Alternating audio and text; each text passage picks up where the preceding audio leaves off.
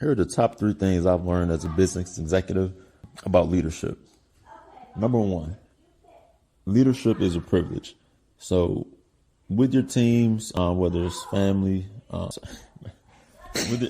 with your teams, whether it's family, at work, just know that being in a leadership position is a privilege and it's something you should take serious. So if there's folks that have kind of trusted you to be, they're in your charge, make sure that that's something you take serious and you're looking out for those people. We'll get to this, but leadership in a lot of ways isn't just about you. It's about those in your charge or in your care. So that's maybe the first thing. Take it serious. If you're on this video, that's already a step in the right direction because you're trying to grow as a leader. And that's really half the battle right there, being cognizant of it and wanting to grow and improve. So that's number 1. It's a privilege to be a leader. Number 2, you can't manage everybody the same way. And I think this is more so workplace than maybe in the home or wherever you lead at. And, obviously there's different places where you can be a leader, but from a work standpoint, don't expect to manage everybody the same way and don't try to force your style on everybody. So, be open to your teammates having different needs and be attentive to that and try to adapt your style around it. You're in charge, you're the boss, you can do what you want. But the sign of a great leader is being flexible and being adaptable. So don't just, you like things a certain way. That's fine. But be at least cognizant and aware that some of your team members may learn differently, may react differently. Some people you can really, go right at them, rah, rah, and they'll react to that. Other people you do that, they'll go into a shell and they'll never come out. Some people you have to pump up. They're going to be really hard on themselves and you have to pump them up and keep them in a good spot. Others don't really need that. They just need you to kind of get the heck out the way and let them do what they do. So being able to adapt your leadership style, in my opinion, is hugely important as a leader and on that leadership journey, as we're looking to grow. So I'll give you a quick example. I've had teams before where, you got really kind of newer people on your team, right?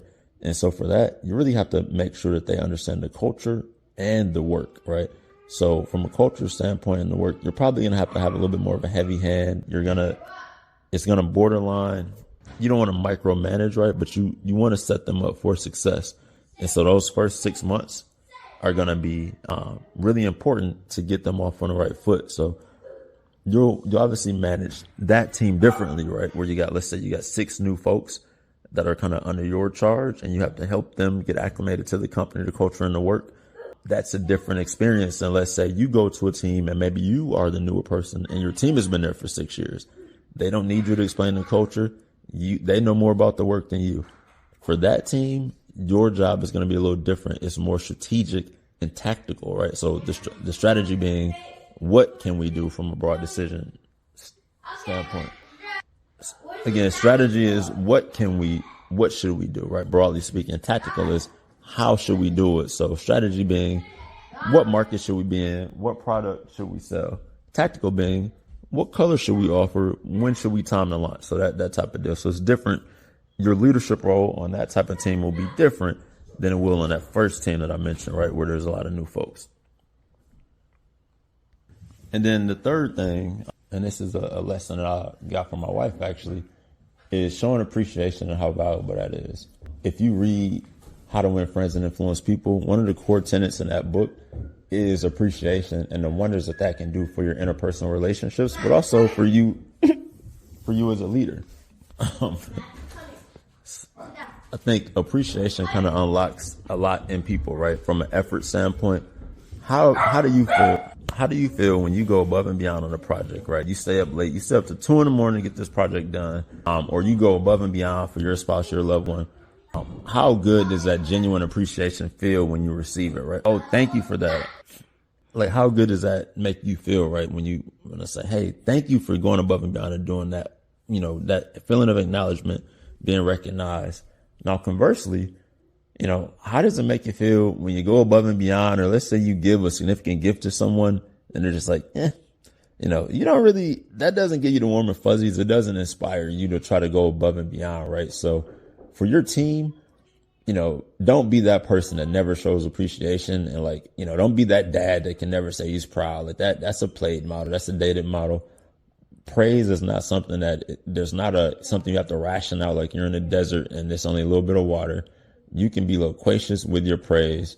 That's not going to grow for your team. Just make sure it's genuine. And so that don't just say generic thank yous. Thank people for specific things, because again, that encouragement, that acknowledgement is going to help bring out the best in your teammates. And so when you're trying to lead, one of the things, obviously the core tenets of that is bringing out the best in those in your charge, under your care. So by being appreciative, that's something that's going to help unlock, that extra effort and that desire. And, really it's going to drive engagement with whether it's a team at work or within your family.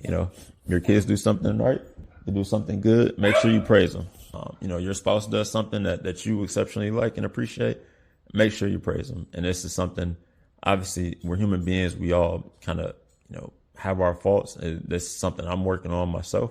But again, going back to the first thing, being cognizant and aware and being willing to grow and advance is one of the biggest strengths that you can have in improving as a leader. Just that desire to want to improve and that desire to be open. All right, so those are the 3 for today. I'm going to recap them real quick. One, take leadership serious. It's not something that should be, if you don't take it serious, let it for someone else. That it's a serious thing. The directions in their lives can change from good or bad leadership. So take it serious. Small acts can mean a lot more than you know. Words can mean a lot more than you know. Number 2, my suggestion is you be flexible as a leader. Don't just make everybody bend to your will. Be flexible for those people around you, their wants, their needs. And really the best style to, let's say you're trying to win a battle or win a thing, adjust your leadership to get the outcome that you need to get. Can't manage everybody the same way. And lastly, show appreciation. Don't be stingy with the praise. If people are doing something, if they're going an extra mile, make sure that they feel acknowledged and that they know that effort is not done in vain. All right. Hopefully everyone has a great day, a blessed day. Let nothing stop you or hold you down. It can't.